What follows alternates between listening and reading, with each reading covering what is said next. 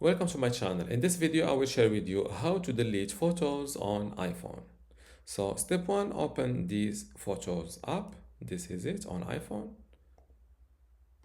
And here you will see your library with all the photos available on your iPhone. In my case, I only have 3 photos.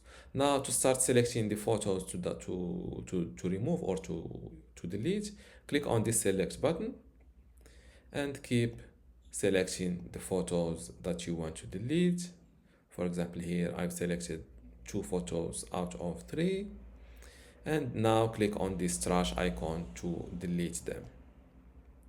These photos will be deleted from the library. They will be in the recently deleted for 30 days. Click on delete 2 photos, and just like that, you've deleted 2 photos out of 3. And this is how to remove photos on iPhone. If you still have a question, leave it in the comments below. And don't forget to give this video a like. Thank you.